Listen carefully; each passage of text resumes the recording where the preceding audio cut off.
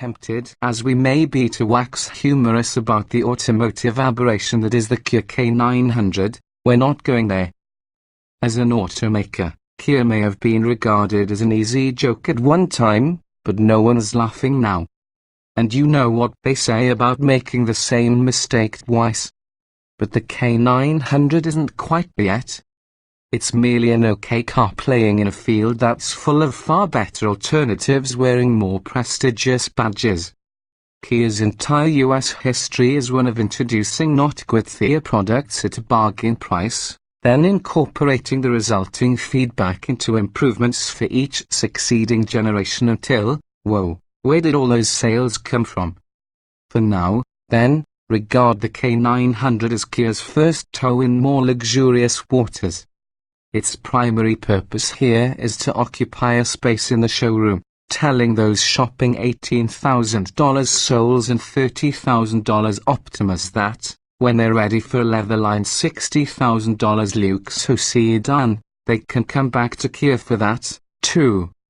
And it's doing a great job of sitting in those showrooms. Automotive news data shows that in any given month, Lexus usually sells roughly 4.5 times as many of its LS sedans and Cadillac about 14 times as many of its XTS sedans as Kia peddles K900S. In 2015, Kia sold a grand total of 2,524 K900S in the United States. The only reason you don't read headlines about Kia failing to hit its K900 sales target is that the company wisely declined to share any such goals. Lowering the buy in the usual response to slow sales, a price cut, took place late last year, corresponding to the addition of the new entry-level K900 tested here that drops the base price below $50,000. That's for the base V6 premium model, which still includes navigation, leather, and a panoramic sunroof but offers a V6 in place of up-level models 420 horsepower 5.0-litre V8, which has served in the K900 since early 2014. Our test example was the next step up, mid-level V6 luxury model with premium sound, Napa leather, and real wood trim carrying a base price of $55,850, to which the VIP package added another $5,000. The VIP bundle packs in a heap of technology, including a head-up display, automatic emergency braking, blind spot detection, lane departure warning, rear cross-traffic alert, and adaptive cruise control. The package also brings a powered lower cushion extender for the driver's seat, powered front headrests, powered lumbar supports for front and rear passengers, reclining and ventilated rear seats, an upgraded headliner, and soft closed doors.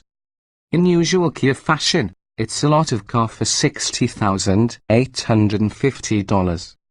Still, $60,000 is a long reach beyond the $45,000 sticker on a fully loaded Cadenza, the brand's next most expensive offering.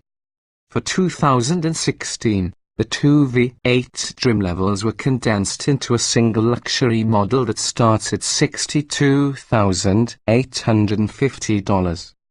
At the same time, it's at least $16,000 less than a Lexus LS 460L.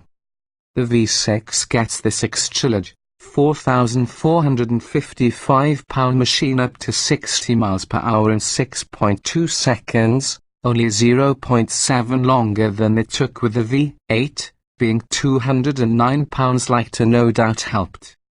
There's only 0.5 seconds and 3 miles per hour separating the two at the end of a quarter mile, and, more to the point, we never really felt that it was underpowered in normal driving.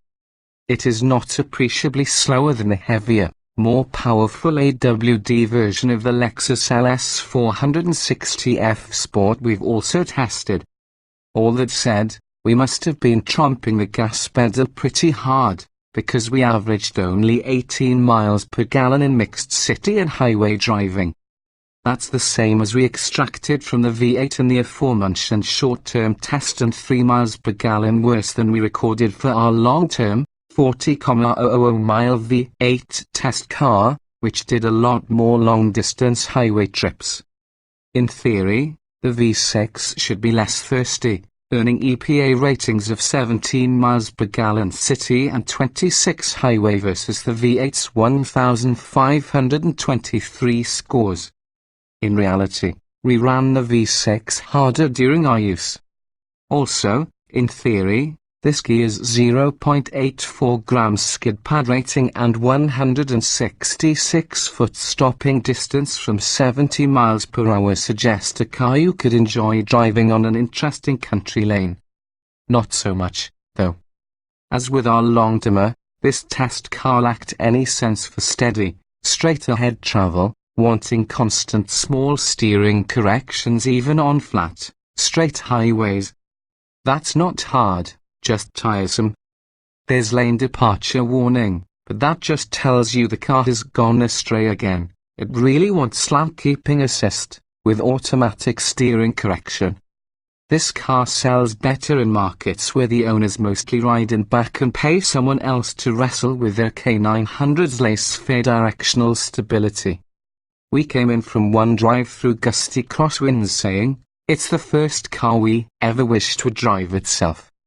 And cornering? It feels as if a tiny exposure photograph at night would reveal the taillights tracing a contorted corkscrew shape through the air as the car wanders around in vain search of the driver's intended arc. We don't expect performance eco-oop handling in a luxury sedan that prioritizes a soft, compliant ride. But it's also easy to see why Hyundai brought in consultants from Lotus to refine the suspension of the all-new 2015 Genesis. This platform, which was used by the previous generation Genesis, is ill-suited for driving outside of urban centers. The K900's combination of flaccid handling, floaty ride, and vague steering has often triggered comparisons to old-school Detroit sedans, mostly from reviewers who clearly have little experience with the real thing beyond reading the descriptions penned by grizzled veterans. The K900 is nothing like those cars except in the broadest terms of being heavy, extra-large, rear-drive, and only sometimes, now V8 powered. Its suspension's worst misbehaviors barely graze those that a body-on-frame, leaf-sprung, live-axle Detroit ox cart could exhibit back in the waning days of the previous century. The K900 also is built to a much higher quality standard on a sufficiently rigid and quiet structure. No rattles, no squeaks. It's a modern car from its tire tread to its rooftop shark fin, just one that could use more refinement. Which is to say certain granddads might be delighted, although if they're still driving rather than riding, we'd probably recommend looking into a Cadillac XTS. Otherwise, who buys these? Not very many people. Yet. After Kia replaces this model with one based on the most recent Genesis, though, well, please remember that we didn't laugh this time.